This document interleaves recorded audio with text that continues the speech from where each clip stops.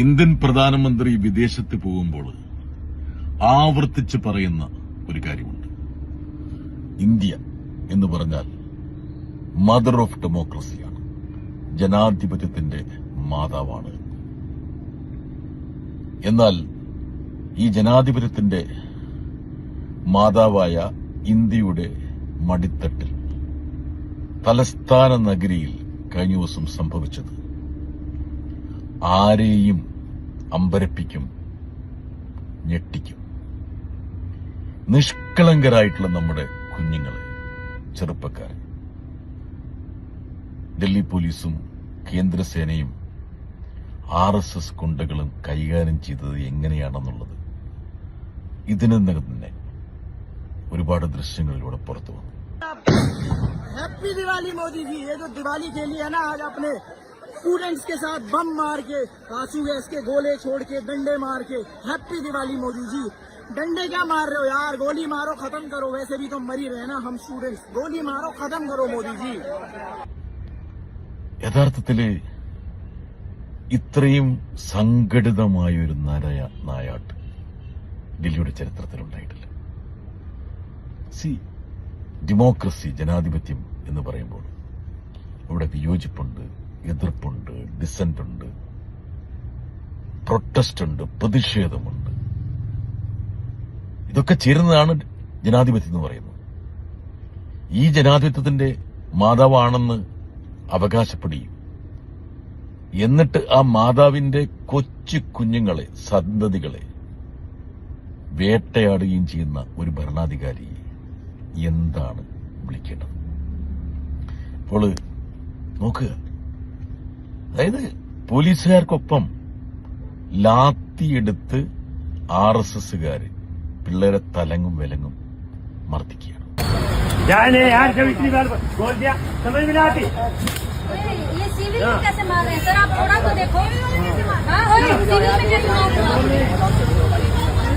RSS का दल्ला हुआ एक नंबर का। मार रहा है गुंडा, देखो मुंह छिपा के। तू नाम बता अपना, डराएगा से। अरे बहुत हराम खोर है गुंडे।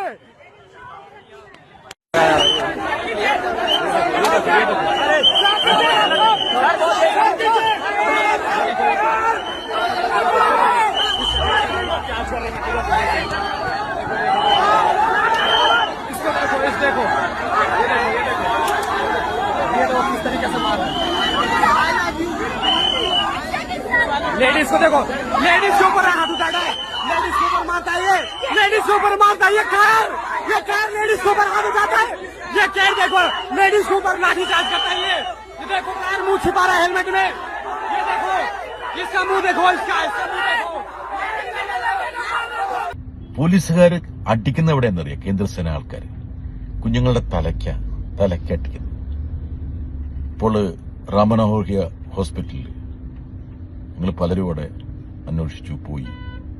അവിടെയൊക്കെ ഈ പറയുന്ന തലയോട്ടി പിളർന്നു കിടക്കുന്ന കുഞ്ഞുങ്ങളാണുള്ളത്.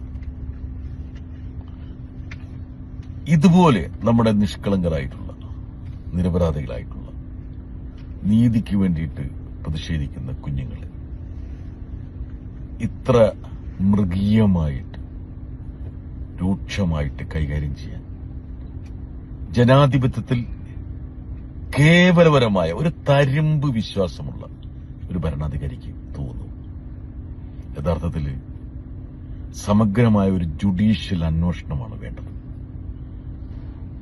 ഇന്നലെ തലസ്ഥാന നഗരിയുടെ തെരുവോരങ്ങളിൽ അരങ്ങേറിയ ഈ നരനായാട്ടിനെ കുറിച്ച് ഒരു സിറ്റിംഗ് ജഡ്ജിയെ വെച്ച്, ഒരു സുപ്രീം കോടതി ജഡ്ജിയെ വെച്ച് അന്വേഷിക്കുകയാണ് ചെയ്യുന്നത്. ഈ ദൃശ്യങ്ങളൊക്കെ ആ ജഡ്ജി പരിശോധിക്കണം. നിങ്ങൾ കഴിഞ്ഞ ദിവസം കണ്ട മറ്റൊരു ദൃശ്യമുണ്ട്. അതായത് ഈ കേന്ദ്രസേനയിലെ അംഗങ്ങൾ അവരുടെ നെഞ്ചിൽ ബാഡ്ജ് വേണം. അവരാരാണ്, പേര്, ഡെസിഗ്നേഷൻ, ബാഡ്ജ് പോലും കുത്താതെ, മാത്രമല്ല പോലീസിന്റെ വേഷത്തിൽ RSSകാർ വന്നുപോയി. आप कौन से ड्रेस में, आप कौन है? फिर आपके हाथ में डंडा कैसे है? आपके हाथ में डंडा कैसे है? सर इनके हाथ में डंडा कैसे? ये कौन है? ये कौन है? सर आप कौन है? सर आप कौन है? हाँ बताइए आपको। ഒരു ഉത്തരവാദിത്വം അടിവരയിടപ്പെടാതിരിക്കാൻ വേണ്ടിയിട്ട്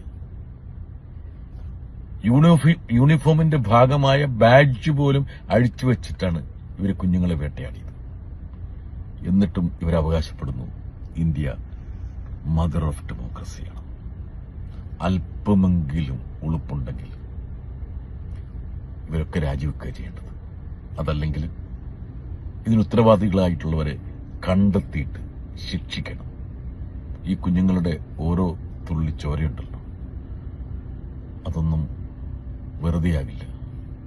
അതൊക്കെ ഈ ഭരണാധികാരികളുടെ